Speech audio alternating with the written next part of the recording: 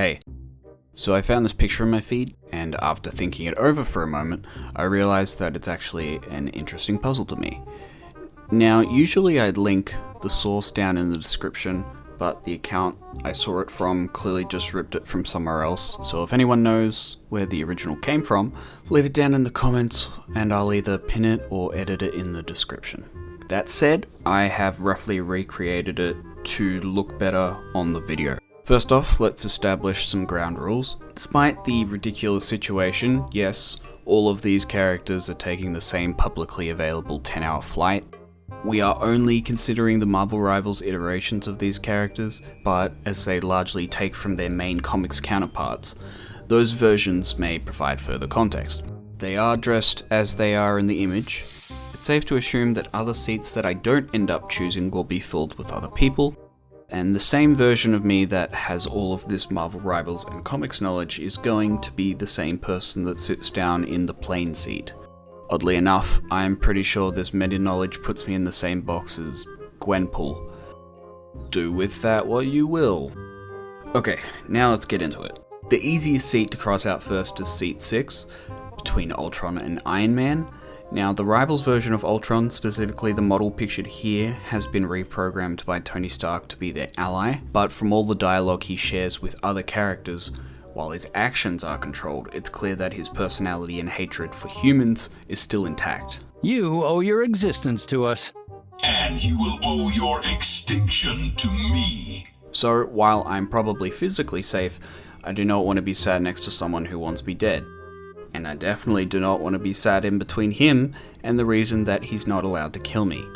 The next easiest choice is seat number 5 for a few good reasons. Firstly, I do not want to be sitting next to a telepath, specifically Emma Frost. At times, the most PG way I can describe her is catty, and from her own in-game dialogue, it seems she is very attached to and protective of Jeff, who would be seated on my left.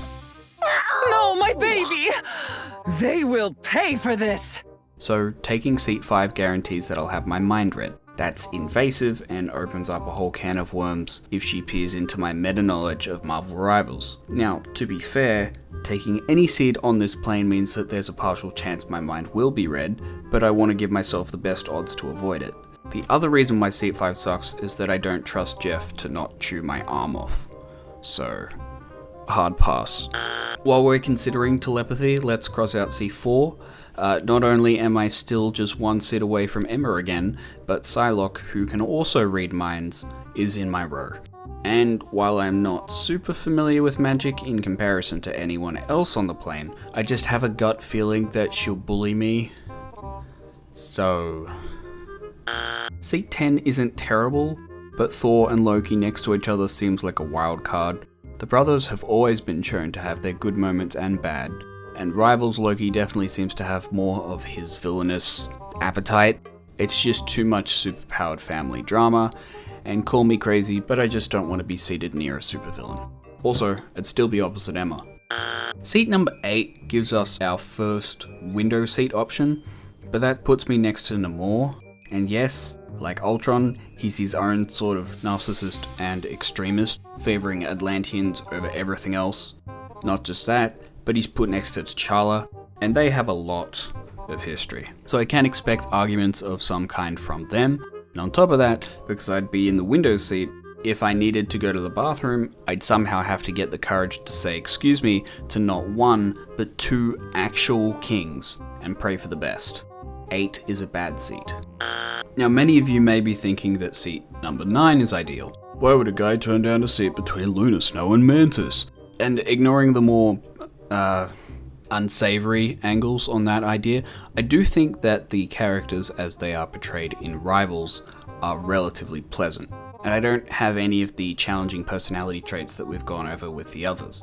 But Mantis is a legitimate empath. She can easily read your true emotions, and if she's anything similar to her MCU counterpart, she probably won't see anything wrong with sharing whatever emotions I'm feeling that day, regardless of what side of the bed I wake up on. So, sitting yourself between 2 attractive women where one of them is an empath that could ignorantly embarrass you is not a smart decision. So, if we're avoiding unhealthy pairings, why not go for number 7? Rivals Reed and Sue show that they are a genuine happy couple. Now, all married people fight, but even if they had something going on at the time of this flight, I do believe that they both have enough class to wait until they get off the flight to work it out. Others may find it awkward to be next to a loving couple for a long period of time, but I'm not super bothered by it. So, what is the issue? The row directly behind them. 2 men that both have questionable histories with Sue Richards. Granted, one of them was a more modest flirtation, and to my knowledge a singular event, but the other is a one-man sexual harassment campaign. That's too much mess, and the rate that Namor brings up his interest with Sue in the game, something is bound to go wrong. Ah, my dear sweet Susan Storm. It's Richards, Namor, as you are well aware. Now, we have seat number 3. While I would be sitting myself in between 2 of the most dangerous women in Marvel Comics, it's not too bad. The issues come just from the proximity to some of the dynamics already explored. And while the main iterations of Rivals Storm and Black Panther never married each other, they did marry their own universes' versions of each other, so there's likely some sort of tension there. And then Bully Magic is right behind me, and then Telepathic Psylocke is on my back diagonal, so the last 2 are just better options. So, it's between seats 1 and 2. And I don't think either have too much to complain about, but I'm going to go with seat 2.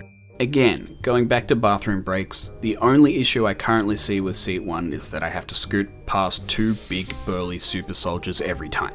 Otherwise, I think they'd be polite company. And while I do think a 10-hour flight next to Spider-Man could get a little annoying, I think it's trivial compared to everything else.